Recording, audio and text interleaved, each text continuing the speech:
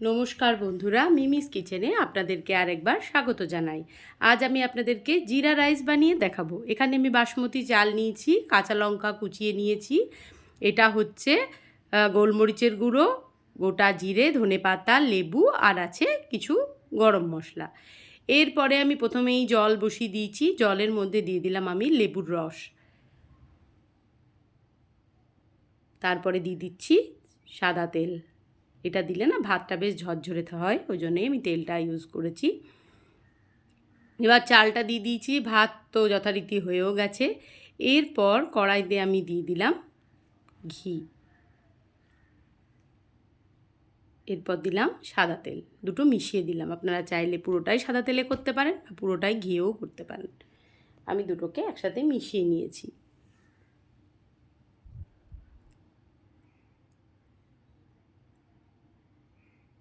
এরপর দিয়ে দিলাম দারচিনি, এলাচ আর কয়েকটা গোটা গোলমরিচ। ফোড়নটা একটু গরম হওয়া অবধি অপেক্ষা করব।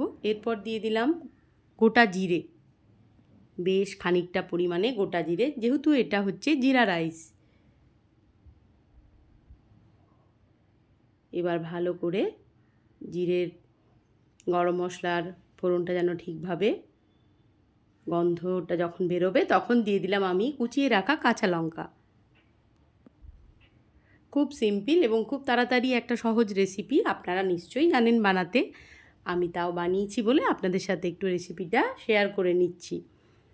এরপর ভাতটা তো হয়ে গেছিলো, আমি জল মানে ভাতের যে মাড়টা সেটা ঝরিয়ে নিয়েছিলাম। এরপরে দেখুন ভাতটা দিয়ে দিয়েছি, তার ওপর থেকে দিয়ে দিলাম গোলমরিচের গুঁড়ো। আমি কিন্তু ফ্রেশ গোলমরিচ হামান দিস্তায় থেতো করে দিয়েছি। এরপর দিলাম নুন আন্দাজ মতন, আর ব্যালেন্স করার জন্য দিয়েছি মিষ্টি। এবার খুন্তি দিয়ে ভালো করে মিশিয়ে নেব।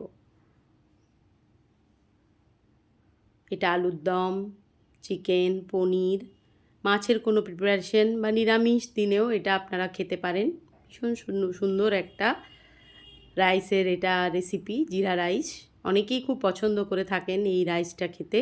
আমরা দেখবেন রেস্টুরেন্টে গিয়ে অনেক সময় জিরা রাইস অর্ডার করে থাকি খাওয়ার জন্যে। তো মাঝে মধ্যে বাড়িতেও বানিয়ে এভাবে খেলে মন্দ লাগে না,